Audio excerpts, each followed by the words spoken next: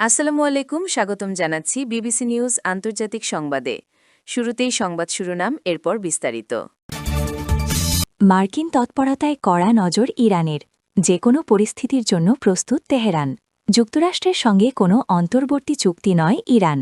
বাংলাদেশের সবচেয়ে বেশি প্রয়োজন অর্থনৈতিক সংস্কার। হোয়াইট হাউসে নতুন মাথাব্যথা।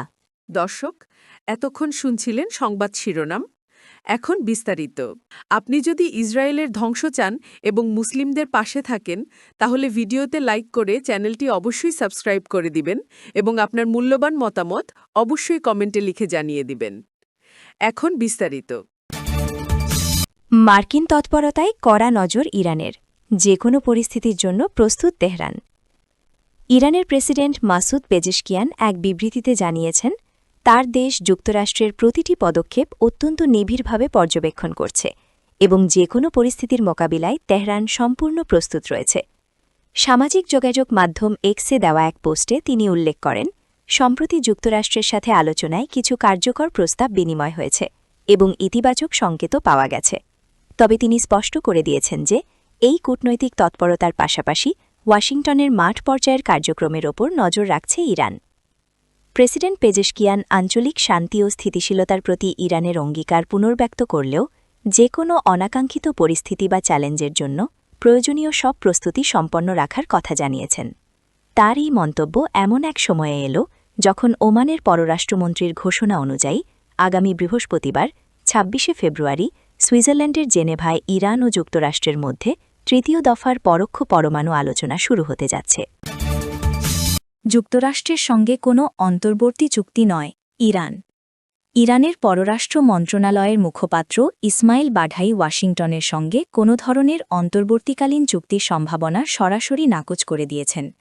সকালে তেহরানে আয়োজিত এক সংবাদ সম্মেলনে তিনি জানান, পরমাণু আলোচনাকে কেন্দ্র করে বিভিন্ন মহলে গুঞ্জন ছড়ানো অস্বাভাবিক কিছু নয়, তবে তেহরান ও ওয়াশিংটনের মধ্যে কোনো অস্থায়ী সমঝোতা হওয়ার খবরের কোনো ভিত্তি নেই। তিনি জোর দিয়ে বলেন, আলোচনার টেবিলেই কেবল বিস্তারিত সিদ্ধান্ত নেওয়া হয় এবং বাইরে ছড়িয়ে পড়া এসব দাবি কোনোভাবেই নিশ্চিত নয়।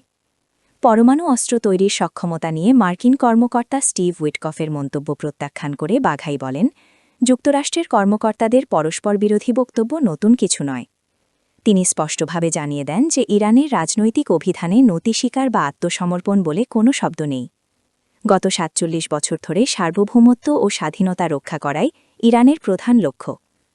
এছাড়া আন্তর্জাতিক পরমাণু শক্তি সংস্থার প্রধান রাফায়েল গ্রোসিকে পরমাণু স্থাপনা পরিদর্শনে কোনো বিশেষ শর্ত দেওয়া হবে না বলেও তিনি জানান এবং জোর দিয়ে বলেন, ইরান তার জাতীয় স্বার্থ রক্ষায় কোনো ছাড় দেবে না। বাংলাদেশের সবচেয়ে বেশি প্রয়োজন অর্থনৈতিক সংস্কার।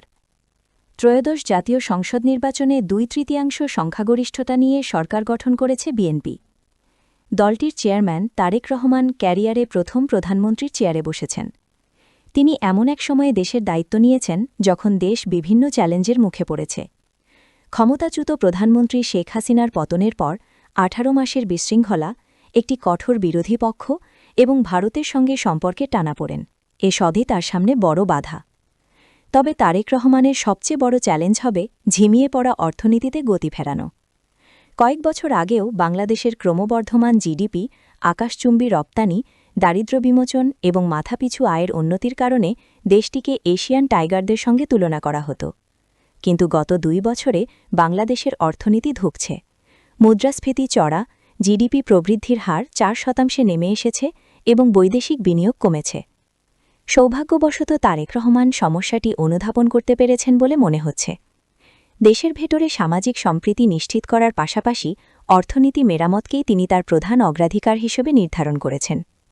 অস্থিরতার পর বাংলাদেশকে পুনরায় নিজের পায়ে দাঁড়ানোর জন্য অর্থনীতি পুনর্গঠনের ওপর তার এই জোর দেওয়া অত্যন্ত জরুরি।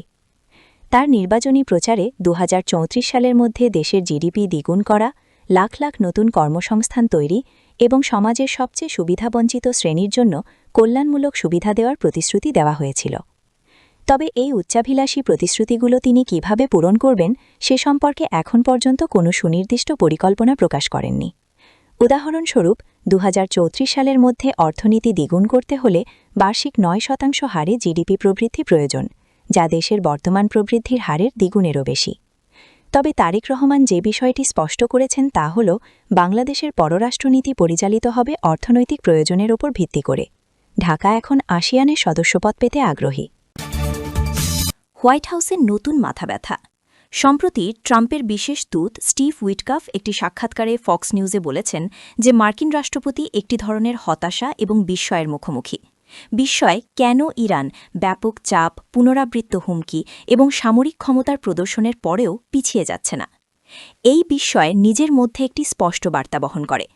ট্রাম্প এবং তার দলের মতে ইরানকে এমন কিছু দুর্বল রাষ্ট্রের মতো আচরণ করা উচিত ছিল, যে দেশগুলো প্রথম থেকেই অর্থনৈতিক চাপ বা সামরিক হুমকিতে তাদের কৌশল পরিবর্তন করে এবং খরচ কমানোর জন্য তাদের কৌশলগত স্বার্থের কিছু অংশ ত্যাগ করে।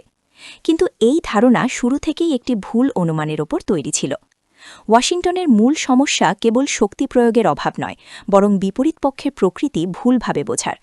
মার্কিন সরকার ধরে নিয়েছে যে কোনো দেশ যদি বিধ্বংসী অর্থনৈতিক চাপ এবং স্থায়ী সামরিক হুমকার সম্মুখীন হয়, শেষমেশ সে ত্যাগ করবে। এজন্য বিমানবাহিনী অঞ্চলটিতে প্রেরণ, উন্নত যুদ্ধবিমান মোতায়েন, বহুল প্রচারিত সামরিক মহড়া এবং পাশাপাশি নিষেধাজ্ঞার তীব্রতা, এই পদক্ষেপগুলো এই লজিকের মধ্যে নির্ধারিত হয়েছে। সর্বোচ্চ চাপ তৈরি করে তেহরানকে একতরফা দাবিতে রাজি করানো। এই মাঠের ব্যবস্থার পাশাপাশি একটি বর্ণনামূলক যুদ্ধও গড়ে উঠেছে। অনেক পশ্চিমা মিডিয়া বারবার ইরানের নিরবস্থা, অভ্যন্তরীণ অশান্তি বা অর্থনৈতিক অবনতি নিয়ে আলোচনা করেছে, এমন ইমেজ তৈরি করতে যে তেহরান চাপে নড়বড়ে হয়ে গেছে। এমনকি কৌশলগত ভার্টিগো শব্দটি ব্যবহার করা হয়েছে, যেন তেহরানের সিদ্ধান্ত গ্রহণ প্রক্রিয়া বিভ্রান্ত হয়ে গেছে এবং চাপের নিচে ভেঙে পড়ছে। কিন্তু যা এখন স্পষ্ট হয়েছে তা এই চিত্রের বিপরীত। এখানে বিভ্রান্তি হচ্ছে মার্কিনদের নিজেদের মধ্যে। কেন তাদের পরিকল্পিত সমীকরণ বাস্তবে কাজ করছে না?